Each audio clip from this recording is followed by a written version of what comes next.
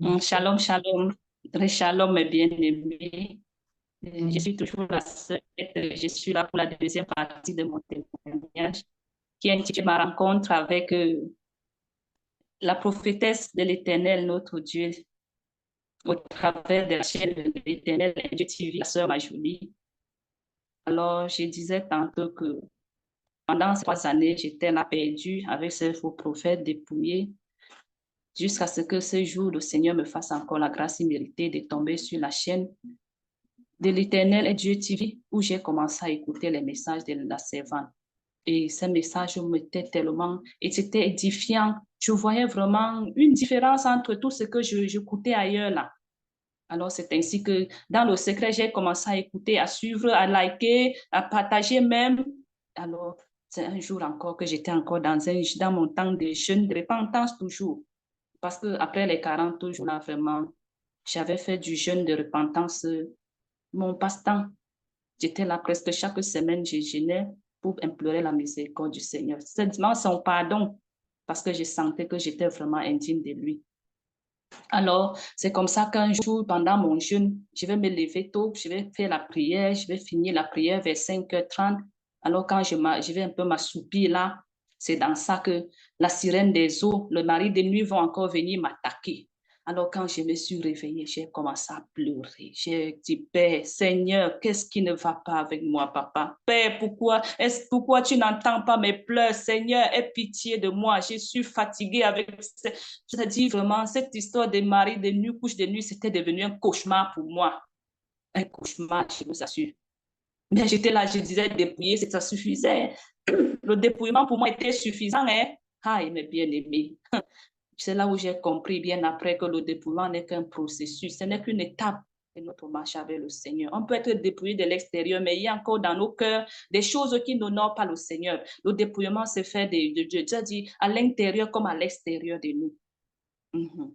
Alors, c'est dans ça que je vais me lever. Et puis, quand je vais finir de pleurer auprès du Père, il va encore me faire la grâce imméritée. Je vais seulement prendre mon téléphone et quand je vais allumer, je vais tomber sur un des messages de sa servante, de sa prophétesse, la sœur Majolie. Et dans ça, quand j'ai fini d'écouter, je vois en bas, elle avait laissé son contact.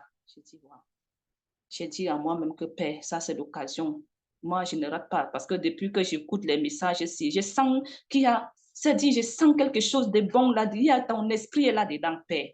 Alors, c'est comme ça que j'ai pris mon téléphone, j'ai écrit à la sœur, ça la grâce imméritée du Seigneur, vraiment, parce que dans ce message-là, j'ai lui demandé pardon, parce que c'est pas aussi vraiment poli de se lever un matin, personne ne t'a donné son numéro, et puis tu commences à lui écrire des choses, et j'ai commencé d'abord par m'excuser, et puis je lui ai fait le détail de tout ce que je vivais depuis 3 ans. Alors, c'est dans ça, par la grâce imméritée de notre Seigneur, elle va décider de dire OK. Elle me répond en disant OK, j'ai écouté ton message, mais je vais aller auprès du Père. S'il me fait grâce, je vais revenir à toi. Alors, c'est comme ça qu'après, elle revient encore à moi en me disant que oui, le Seigneur a créé, il décide, il a accepté qu'il va travailler dans ma vie. Alors, dans ça, il y avait les instructions que le Seigneur avait données. Pendant que j'étais en train de lui raconter tout ce que j'avais vécu avec ce prophète, quand on s'est recontacté, elle m'a directement dit que le Père dit que son esprit n'est pas là où j'étais là. Partout où j'étais, dans les réseaux sociaux, son esprit n'était pas là-bas. Avec ce prophète, il est dans les ténèbres totales, que je dois me déconnecter complètement. Aussitôt, vite fait, j'ai obéi, je vous assure, mes bien-aimés, parce que ça dit, je me suis déconnectée comme si j'attendais. Avec ce faux prophète, ça n'a pas été facile, parce que même quand je me suis déconnectée de lui, ça n'a pas été facile. J'ai été persécutée, persécutée, persécutée. Il ne m'a pas lâchée. Mais comme j'étais déjà au bon endroit, le Seigneur faisait grâce. Alors, c'est dans ça pour commencer mon processus de délivrance, puisque le Seigneur avait agréé. Alors, on m'a introduit dans le processus de délivrance au travers de sa prophétesse Majolie. Alors, j'étais dans ce suivi-là. Il y a une recommandation que le Seigneur avait donnée avant que je ne commence mon jeûne. Il a demandé que je fasse la paix, je me réconcilie avec mes enfants, avec mon époux. Et puis, j'ai continué avec les instructions qu'il m'a données. Alors, aussitôt fait, j'ai aussitôt lu, j'ai obéi. Et c'est comme ça que le Seigneur a commencé à travailler dans ma vie et mes bien-aimés. Je vous assure qu'en une semaine, c'est dans la prière, ce que je faisais là, c'était la miséricorde du Père. C'était implorer sa miséricorde. Rien que la repentance encore. La repentance, rien que la repentance. Et je vous assure que mes bien-aimés, qu'en une semaine, j'avais la main du Père agissait déjà dans ma vie. Parce qu'en une semaine, dans un jour, le Seigneur me montre comment il a restauré mes finances et tout. Et c'est comme ça que moi qui avait un comptoir où j'installais, j'arrivais le matin quand j'installais, j'ai passé toute la journée là. C'est comme si j'étais invisible. Et pourtant, j'avais une marchandise. C'était là sur la table, mais j'ai passé toute la journée sans prendre mes biens. Imaginez un peu. C'est comme si on ne voyait pas ce qui était sur la table. Mais dans le songe, le Seigneur a restitué mes finances. Le lendemain, je vous assure, mes bien-aimés, quand je suis arrivée au marché, dès que j'ai installé, waouh!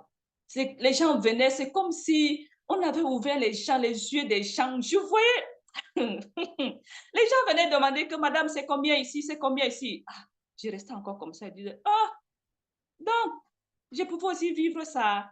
Waouh, je bénissais le nom du Seigneur dans mon cœur. Je disais, papa, tu es merveilleux. Alors, ce soir-là, je suis rentrée quand j'ai compté ma recette. J'avais 20 000 dans ma poche. J'ai dit, ah, j'ai glorifié le nom du Père. J'étais contente.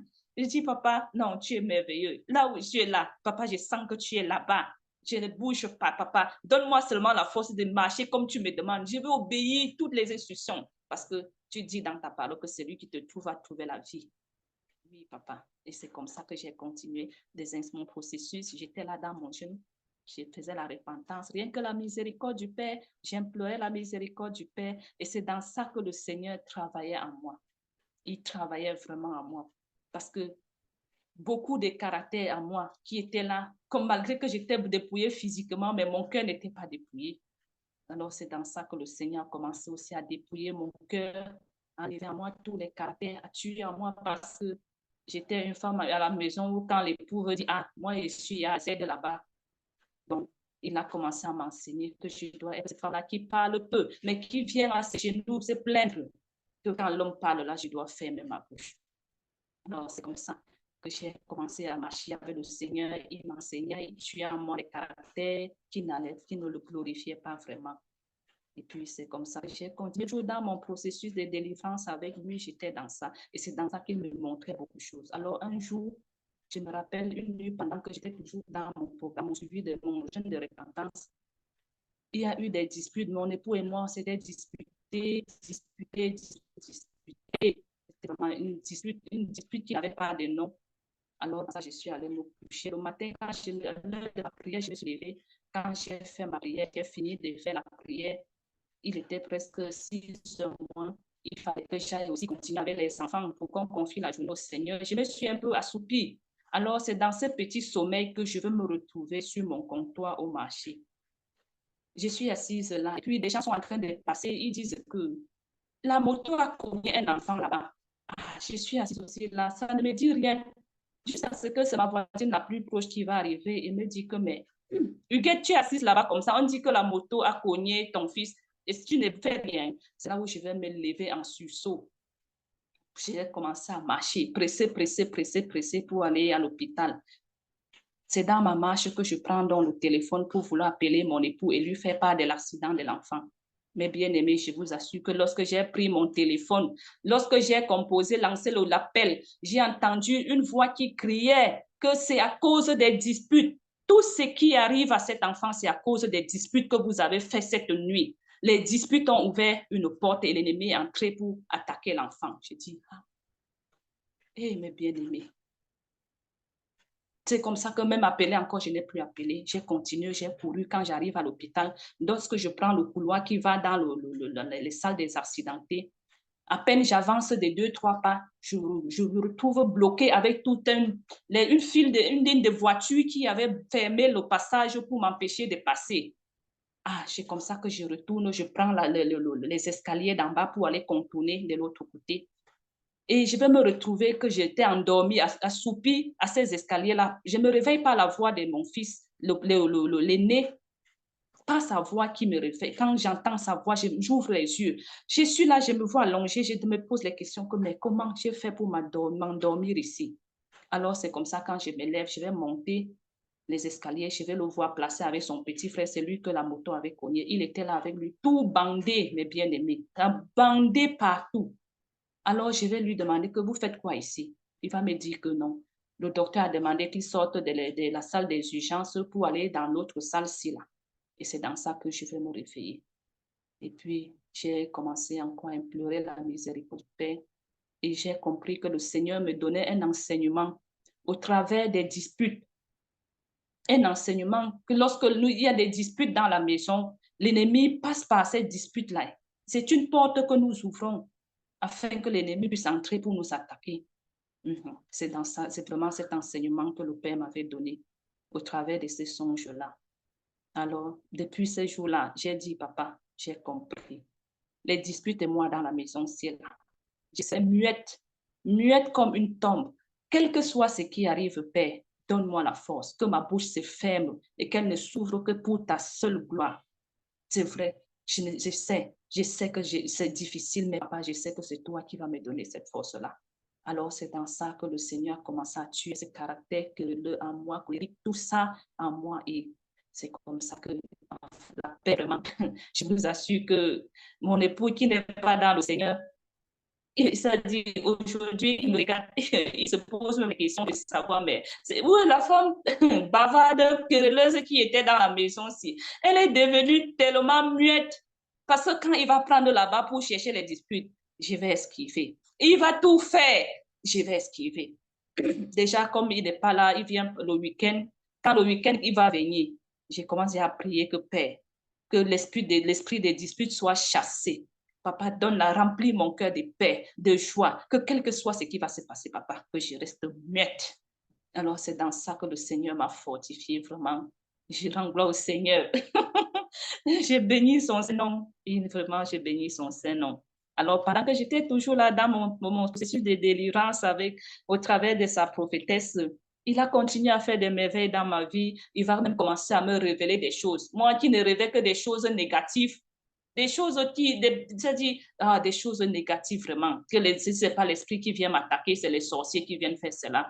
Alors, c'est dans ça que le Père va commencer à me parler au travers des songes.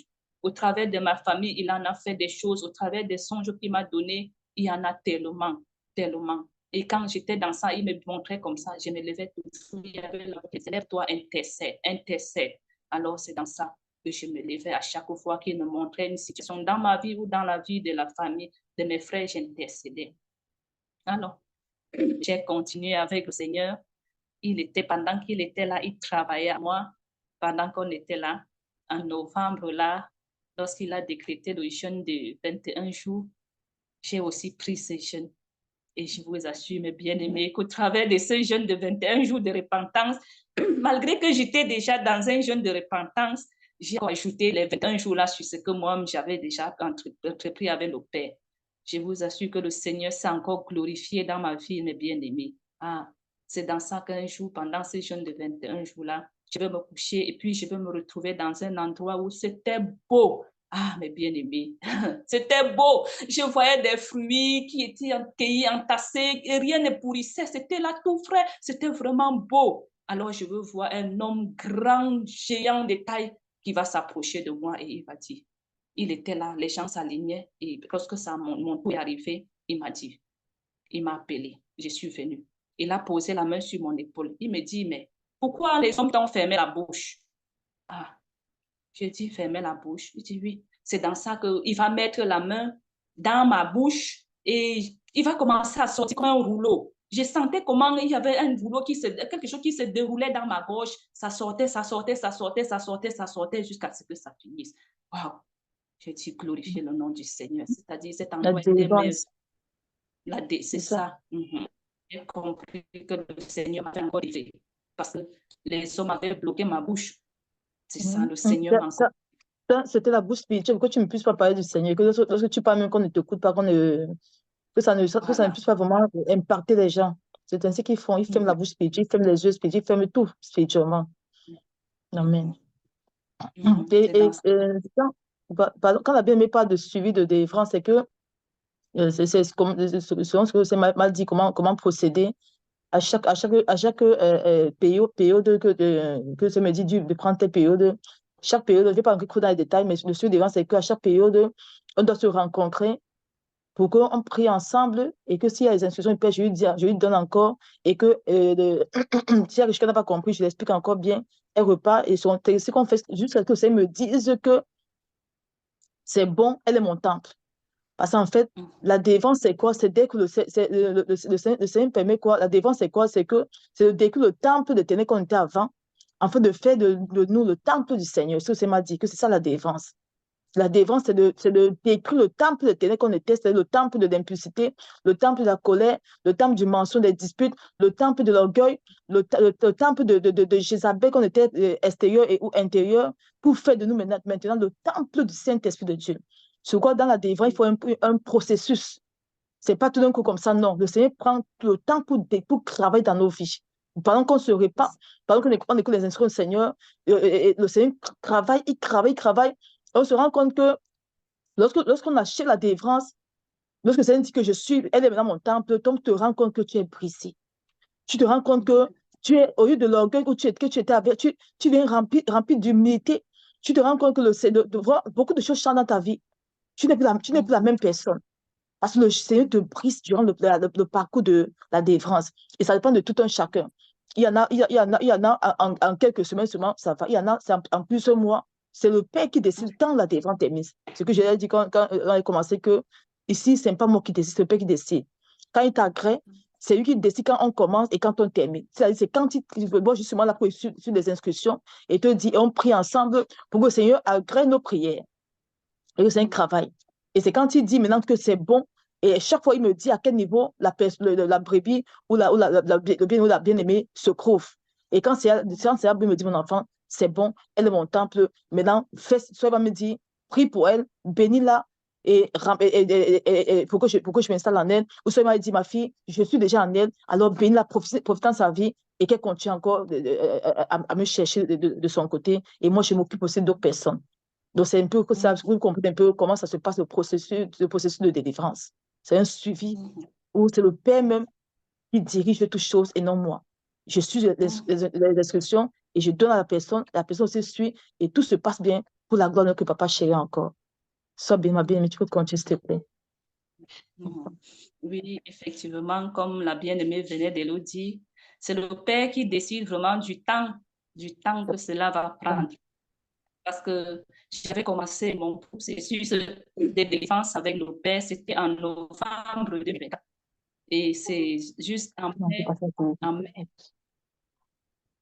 en mai, quelque chose comme ça, mai 2024, que le Seigneur va s'établir en moi.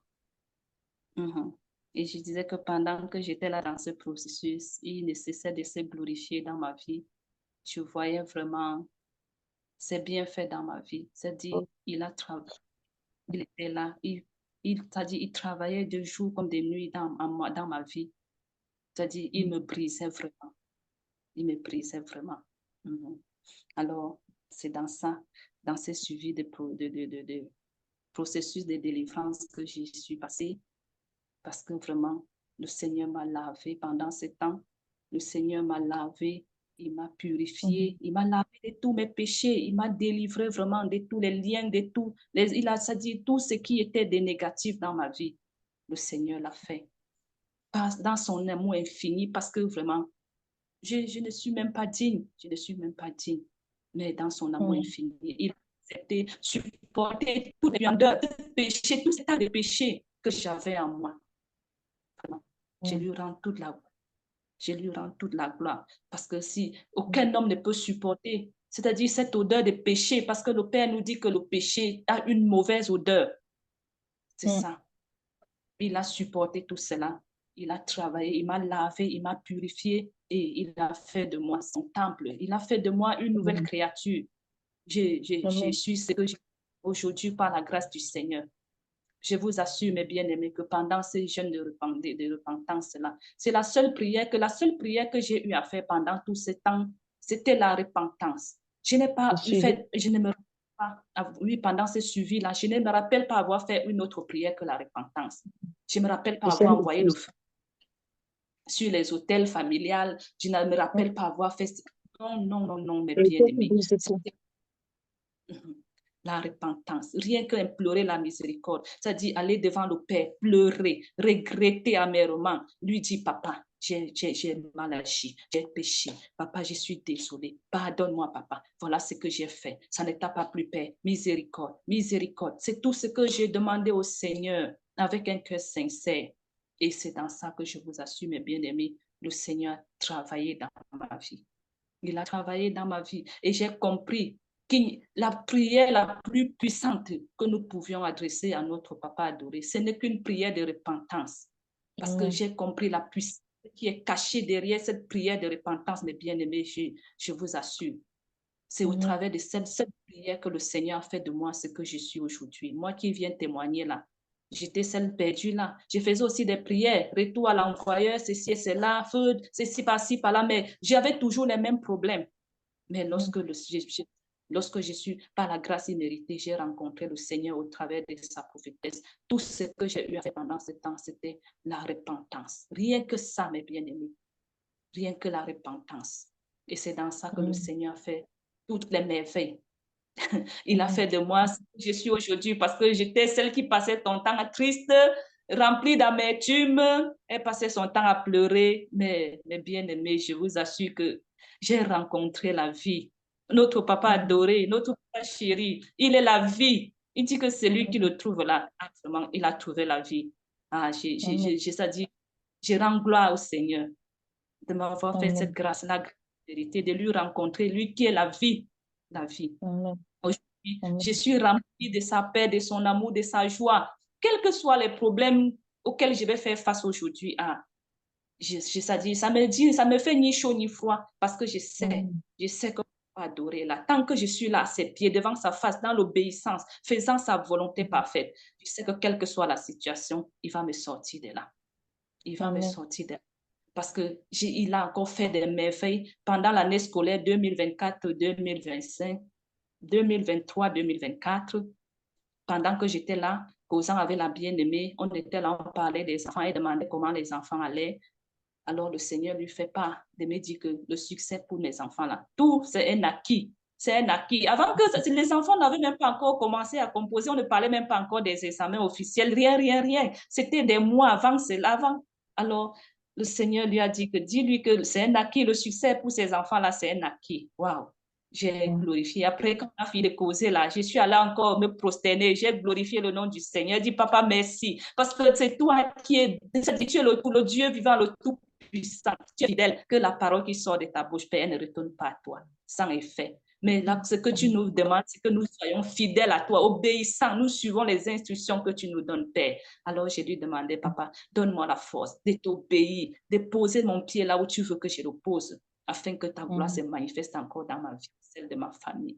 Alors, c'est dans ça, quand les enfants, le moment des examens approchait, c'est comme ça que j'ai dit, papa, tu es fidèle à ta promesse. Je sais que tes promesses vont s'accomplir.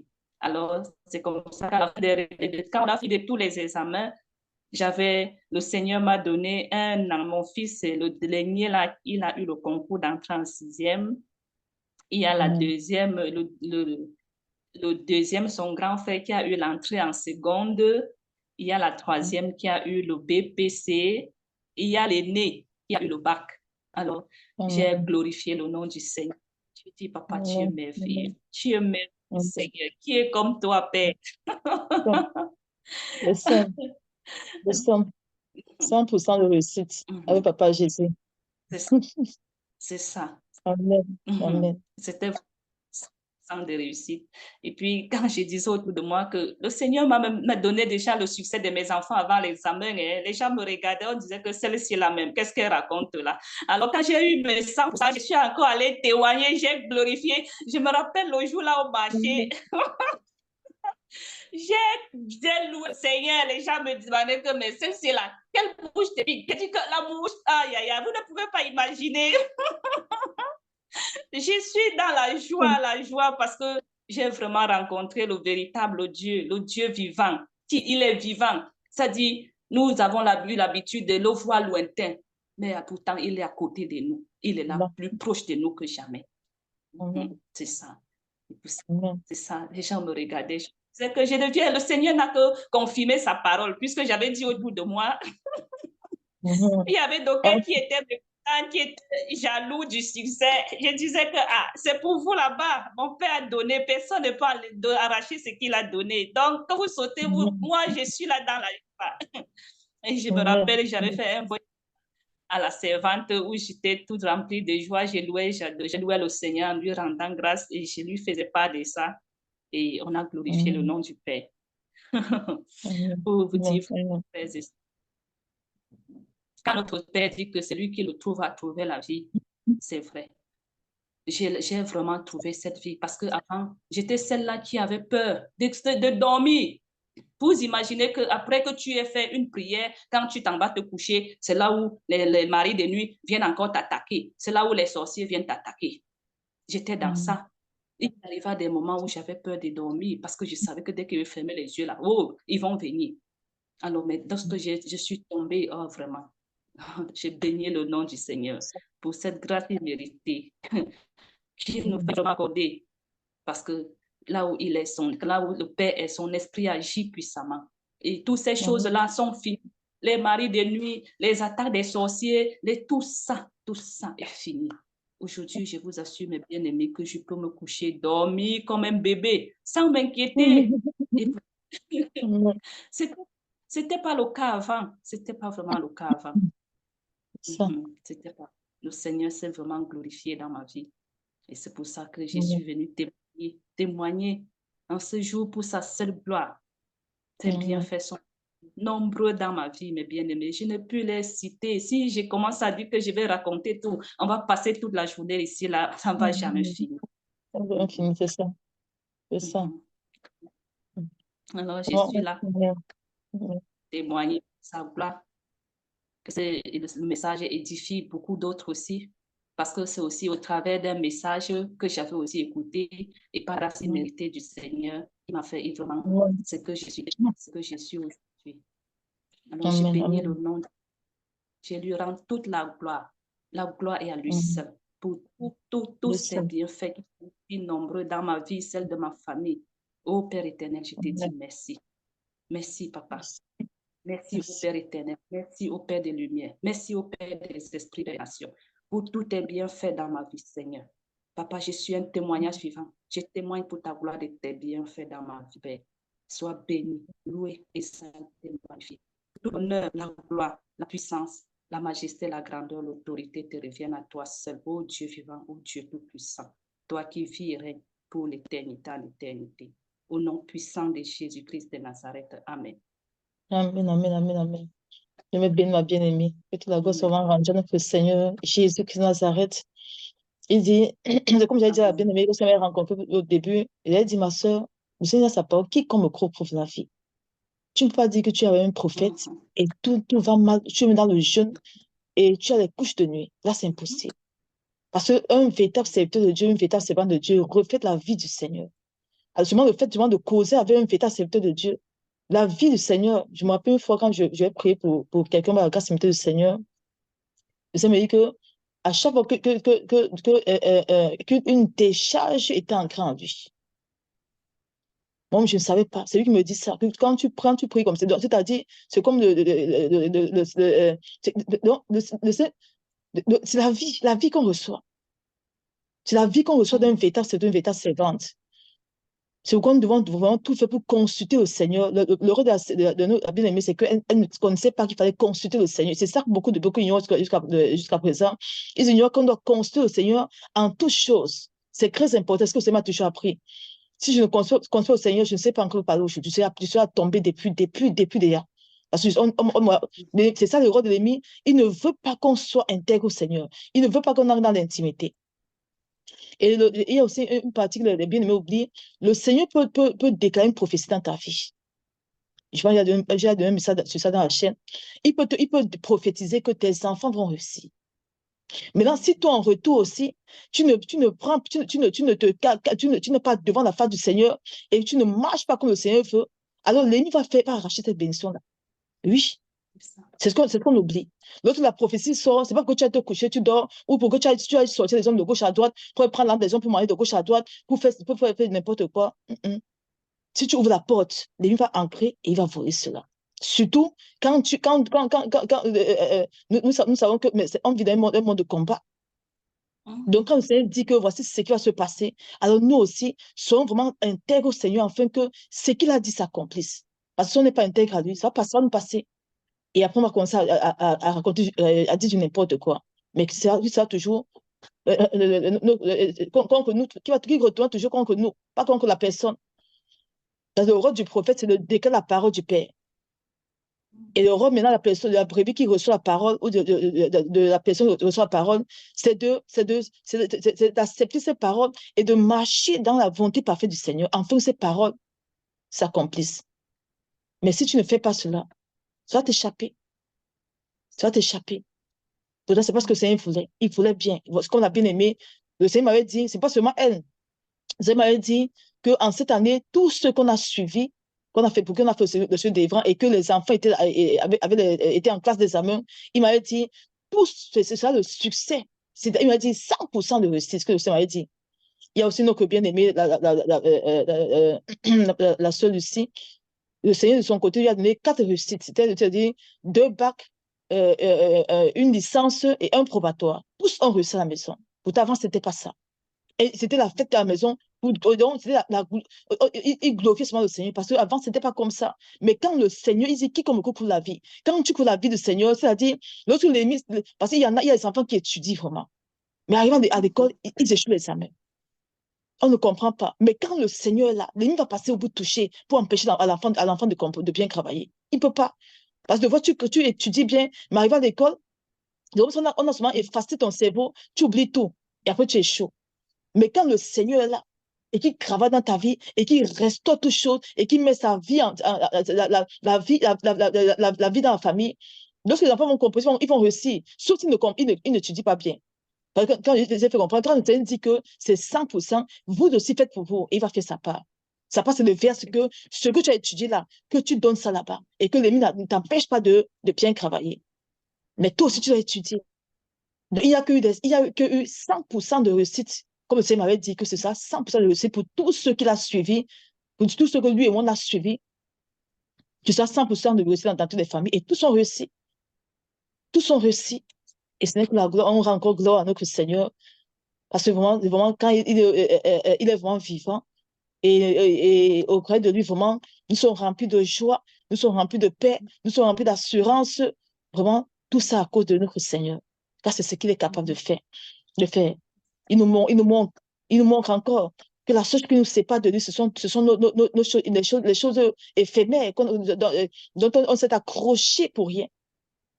Il nous fait comprendre qu'il est temps maintenant qu'on se détache de ça pour nous accrocher à lui, afin qu'il continue maintenant de se glorifier en nous. Donc, nous bénissons le nom de Seigneur pour tout ce qu'il fait. C'était au témoin de notre sœur Huguette. Elle voulait rendre gloire au Seigneur pour tout ce qu'il a fait dans sa vie. Lui qui l'a sorti, elle était le temple des maris de nuit. Ce jour, elle m'appelait, elle pleurait que mais je suis dans le jeûne, j'ai pris 3 jours de jeûne, mais je suis encore, j'ai encore des couches de nuit. Elle pleurait. Je dis, ma soeur, si le Seigneur t'agrée, je vais demander au Père, s'il dit oui, il va faire ta délivrance, on va te suivre, je vais te suivre pour qu'il fasse ta délivrance. On va dire au mari de nuit de passer en qui vont dire, je ne passe plus. C'est ce que tu avais dit. Que dès qu'on va commencer là, on va dire au mari de ne passe encore. Parce que si tu es vraiment intègre au Seigneur et que tu obéis aux instructions, tu marches dans la face du Seigneur. On va dire au mari de ne passe encore, il va dire, je ne passe pas ici. Ici, il y a le feu, ne passe pas. Ici, il y a le mec ici, ne passe pas. Et c'est ça, elle a commencé. Tout est parti jusqu'à aujourd'hui. Il n'y a plus de couche de nuit. Les attentes à sortir, tout ça là. Ils vont venir combattre avec qui? Elles sont encore là pour combattre contre le sorcier. On est là pour ça. On est là pour être agréable au Seigneur. On va pour jeûner. Papa, tu ma chair, tu mon caractère, tu papa. On va pour être agréable dans la face du Seigneur. On n'est plus là pour combattre. On peut même combattre, mais on sait maintenant comment prier. On peut prier pour décrire ce que l'ennemi fait, mais ce n'est plus comme avant parce que le Père est là. Et quand ils font, ils ne réussissent pas. Tout s'inverse. Maintenant, nous qui étions combattus, quand le Seigneur est là, c'est nous maintenant, il nous donne sa puissance pour combattre, pour détruire tous les œuvres des ténèbres. Et eux-mêmes, ils sont étonnés. Oui, on dit, mais ce Seigneur, de toute façon, peut-être tous ces guerriers, il a que nous fait comprendre qu'il est temps que chacun entre dans l'intimité. Peuple de Dieu, cherchons l'intimité. Nous voyons que ça aujourd'hui, elle est dans l'intimité de elle son Dieu. Maintenant, le suivi de devant est fini parce qu'elle a dit que c'est bon de mon temps maintenant. Et le Père maintenant continue avec elle de son côté et je continue avec d'autres personnes. Mais elle est toujours dans son intimité au Seigneur. Elle ne marche pas ainsi par l'Éternel. Elle ne s'embrouille plus comme de gauche à droite.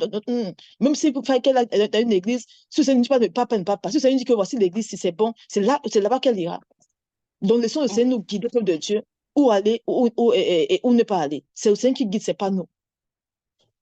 Lorsqu'on vous dit de manière spirituelle, c'est pas que vous venez, non, non, c'est pour que le Seigneur nous guide dans ce qu'il veut. Parce que le Dieu est pourri, peuple de Dieu. Le Dieu est mauvais. Regardons notre soeur en Christ. Dieu a été trompé durant 3 ans par un prophète. Ouvrez, peuple de Dieu. Nous soyons tous bénis. Soyons tous bénis. On va s'arrêter ici. Que la gloire soit rendue au Seigneur, je m'arrête. Peut-être qu'il fait vous dans nos vies. Sois encore béni, ma bien-aimée. Sois béni. Amen, amen, amen. Sois béni. Shalom, shalom. Oui, Père, je te dis encore merci pour ce moment. Merci pour ce témoin que tu as rendu possible, Seigneur. Ta fille, Papa Huguette, a voulu témoigner ta gloire dans sa vie. Elle a voulu, Papa, mon Dieu, te dire merci pour tout ce que tu as fait dans sa vie, afin que, et parler à ton peuple qu'il est temps qu'on quitte tout ce qui ne t'honore pas pour s'accrocher à toi, parce qu'on a encore de rater des bonnes choses, Papa, mon Dieu, mon roi, que tu as réservé pour nous. Ouvre nos yeux, Seigneur, afin qu'on comprenne cela et qu'on sorte et qu'on vienne, Papa, te chercher, afin que tu nous rendes agréable à toi pour, Seigneur, continuer à souper avec toi, pour ta sœur encore, pour continuer à plaire à toi, pour continuer, Seigneur, à réjouir ton cœur, pour ta sœur encore. Sois encore béni pour ce témoignage. Que ce témoin, Papa, puisse toucher, sensibiliser quelqu'un, mon Dieu, pour ta sœur gloire, au nom puissant de Jésus Nazareth. Amen. Shalom, peuple de Dieu, sois tous bénis. Shalom, ma bien-aimée, sois béni, ma bien-aimée. Amen, amen. Shalom. Shalom.